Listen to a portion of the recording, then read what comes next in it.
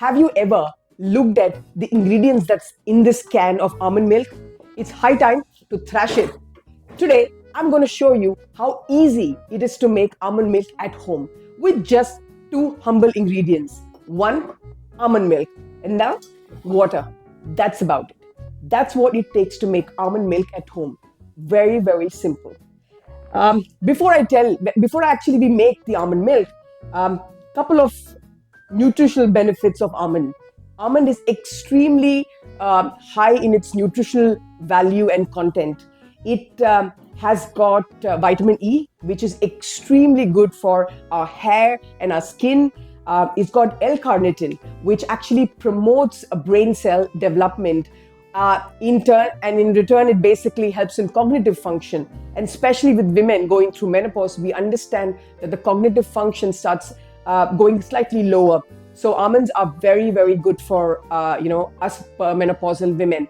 It also helps in digestion because it's got good amount of fiber. It also has got lipid processing enzyme, which is lipase. So it actually helps in breaking down the fat that you have consumed as part of your diet. And last but not the least, it actually helps increase our metabolism. Yeah. So it's extremely good. It's got the monounsaturated fatty acids, which helps reduce bad cholesterol. So in all, it's got all the nutrients that you need for your everyday management. For making almond milk, what we basically do is that we take the almonds and we'll soak them overnight. The benefits of actually eating soaked almonds is way higher than eating just the dry or the unroasted almonds. Why? Because when it gets soaked, the fibers actually become slightly more softer. So it helps in better, when you're eating, it helps in better insoluble fat that helps in your whole bowel movement. So that's why once almonds that are soaked, they're actually much, much, much better. And when you soak them, it reduces the anti-nutrients which is there in almonds, which is phytic acid and tannins. Tannins are same that are there in grapes, which produce that slight bitterness. Almond has the same. So if you actually try eating an almond plain, you'll see that you get slight amount of bitterness. So when you soak almonds and then you peel the skin off, you're actually getting rid of both the phytic acid and the tannins. Yeah, that's what I wanted to tell you about almond milk. But now we'll see how simple it is to make. We're going to start. We're just going to get a bowl. I've got about 2 cups of almonds in here. They're just the raw almonds that you get in the market. People generally ask me, do I need to use very high quality almonds or any quality is okay? I'm okay. I don't think you need very, very high quality because anyways, you're going to blend them. But make sure they're not rancid. That is that the almond is not gone old, because the oils then tend to get, when oils become old, it's actually called being rancid. So we don't want that to happen. So got 2 cups of almonds in here, and I've got filtered water. I'm just going to put the water in. I'm not measuring the water at the moment, because what we're going to do is we're going to let these almonds soak overnight.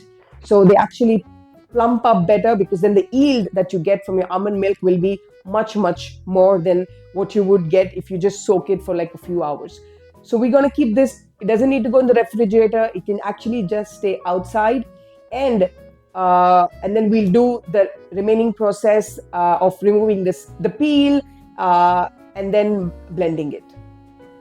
Now, these almonds have been soaked overnight. You can see it's actually slightly cloudier, the water. That's just because whatever almond, the natural properties of almonds being released. But you can see the almonds have become nice and plump in here.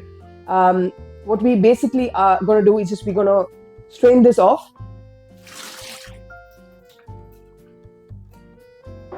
And we'll peel the almonds. You'll see that it's not difficult to peel, because I think my nails are helping me more. But yeah, it takes a little bit of time, but then it's not that difficult. But what you can do is, if you don't want to peel and you want to blend it with the skin, that's also fine. It's up to you. What do you prefer? Because like I said, the skin has the tannins, so your almond milk might have a slight bittery taste. But if you're okay with that, keep the skin. You don't need to peel them. And otherwise, if you want a very smooth, the lovely almond milk that your creamy one, then it's best that we remove the skin. Yeah. While I'm doing the couple of things, if you've got children, it's very, very good that you give them these soaked almonds, at least 5 of them, first thing in the morning on an empty stomach. It actually helps a lot with the whole digestion process. So, like I said, because it's got both the soluble and the insoluble fiber, it helps, of course, absorb. The soluble gets absorbed and the insoluble forms the roughage for your stool. Okay, we've got the peeled almonds.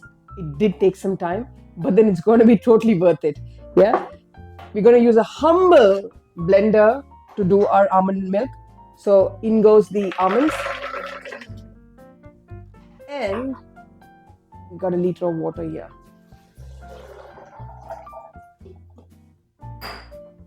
Okay.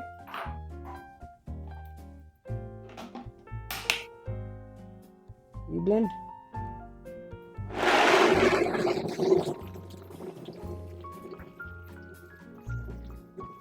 So now we blended that up for a minute. I'm sure you couldn't hear me.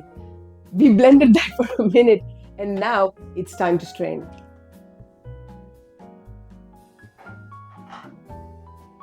Okay, you see?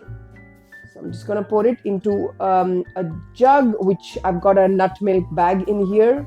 If you like a little more coarser milk, you can actually keep it as is. But if you do want, you can actually strain it.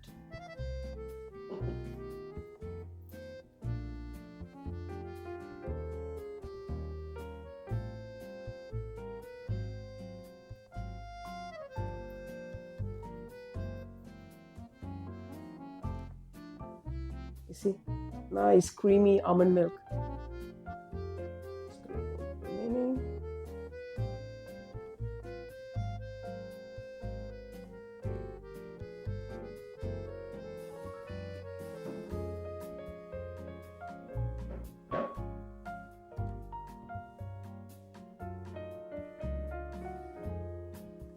Okay, that's oopsie.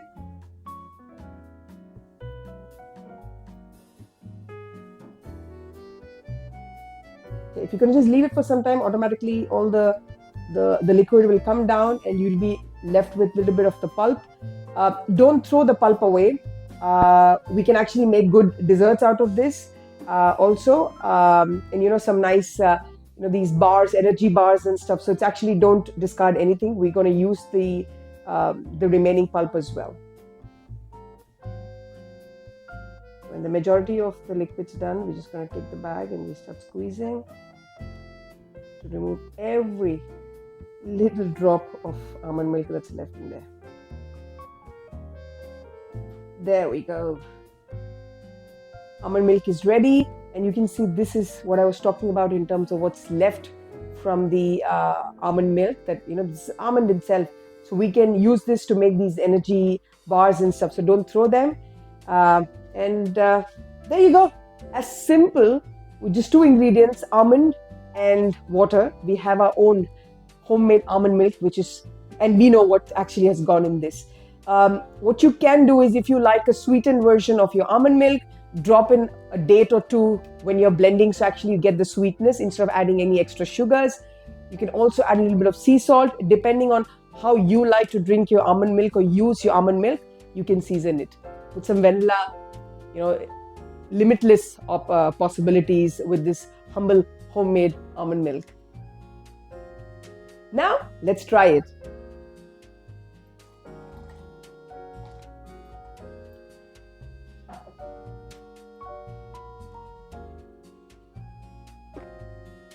So good, and you can actually taste the almond. Give it a try. Trust me. Make the right switches. Stop buying unnecessary processed food in your refrigerator.